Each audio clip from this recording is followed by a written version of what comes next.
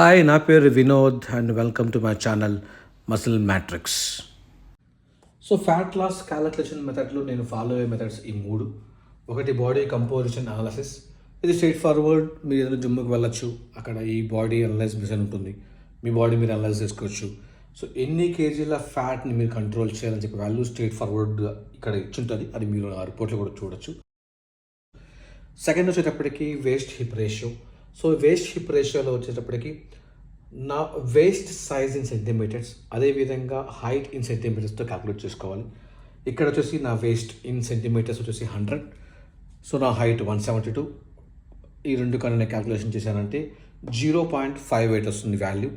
ఈ 0.58 వాల్యూ కానీ చూసినట్టయితే నేను 24% ఆఫ్ బాడీ ఫ్యాట్లో కరెంట్ ఉన్నాను. సో అదే ఇన్ఫర్మేషన్ని కూడా నా బీసీఏ కూడా అదే ఇన్ఫర్మేషన్ కూడా చెప్పింది యాక్చువల్గా. ఇక్కడ నా టార్గెటెడ్ బాడీ ఫ్యాట్ ఏంటంటే 14%. అంటే నేను 10% ఆఫ్ బాడీ ఫ్యాట్ని లూజ్ అవ్వాలి.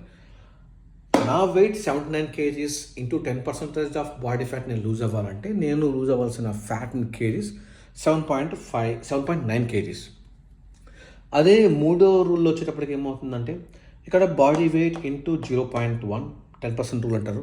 బేసికల్గా ఇది మన సిడిసి కానీ లేకపోతే ఎన్ఐహెచ్ లాంటి హెల్త్ ఆర్గనైజేషన్స్ ఇచ్చిన ఒక రికమెండెడ్ ప్రాక్టీస్ అండి.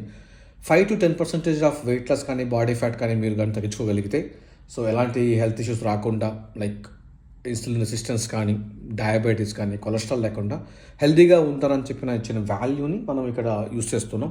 So body weight into 0.1 just like 79 into 0.1, 7.9 kgs. So ఈ మూడు సిచ్యువేషన్లో నాకు కామన్గా వచ్చిన ఫ్యాట్ కేజీస్ టు లూజ్ వచ్చేసి 8 kgs. ఇదే నా టార్గెట్ అండి. ఈ 8 kgsని నేను ఎన్ని రోజులు తగ్గించగలుగుతాను, సో నేను ఫాలో అవ్వాల్సిన స్ట్రాటజీ ఏంటి అనేది నెక్స్ట్ వీడియోలో నేను క్లియర్గా చెప్తాను.